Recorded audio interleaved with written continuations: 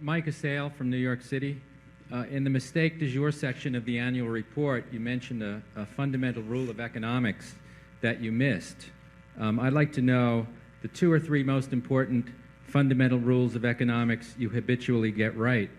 In other words, what are the fundamental rules of economics you used to make money for Berkshire? And I'm not talking about Ben Graham's principles here, but rather rules of economics which may be found in an economics textbook. Thank you.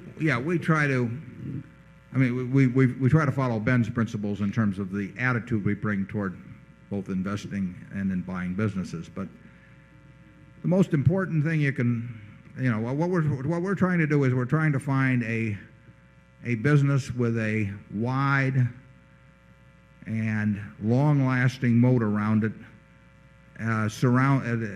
protecting a terrific economic castle with an honest lord in charge of the castle.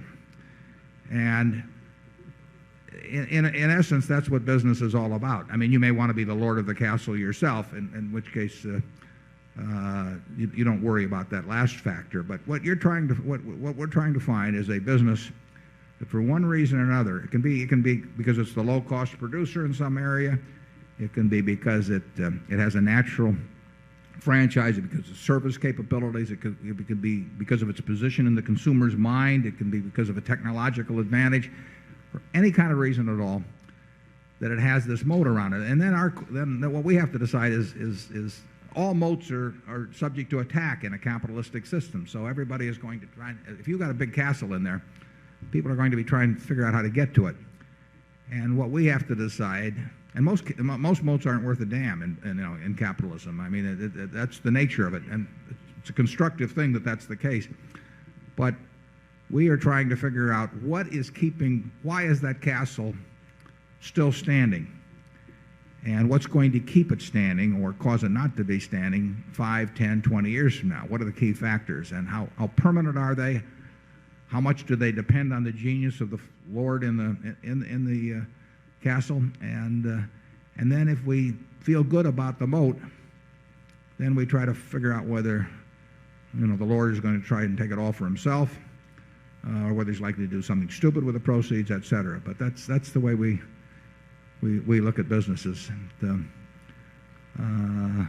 Charlie, you want to add anything? Well, I think he wants it translated into the ordinary terms of economics. The honest lord is low agency costs. That's the word in economics. And the microeconomic business advantages are, by and large, advantages of scale. Scale of market dominance, which can be a retailer that just has huge advantages in terms of buying cheaper and enjoying higher sales per square foot. So by and large, you're talking economies of scale. You can have scale of intelligence.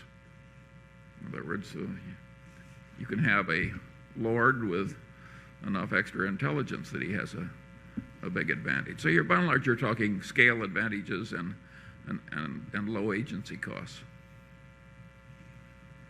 Yeah, to some extent, Charlie and I try and distinguish between businesses where you have to have been smart once and businesses where you have to stay smart. And I mean, retailing is a good case of a business where you have to stay smart. But, you are under attack all of the time. People are in your store. If you're doing something successful, they're in your store the next day trying to figure out what it is about your success that they can transplant and maybe add a little something on in their own situation. So you cannot coast in retailing. There are other businesses where you only have to be smart once, at least for a very long time. There was once a Southern publisher who was doing very well with his newspaper, and someone asked him the secret of his success, and he said, monopoly and nepotism. And I mean, he wasn't so dumb. I mean, he didn't have any illusions about himself. And if you had a big network of television affiliate station 30 years ago, there's still a major difference between good management and bad management. I mean, a major difference.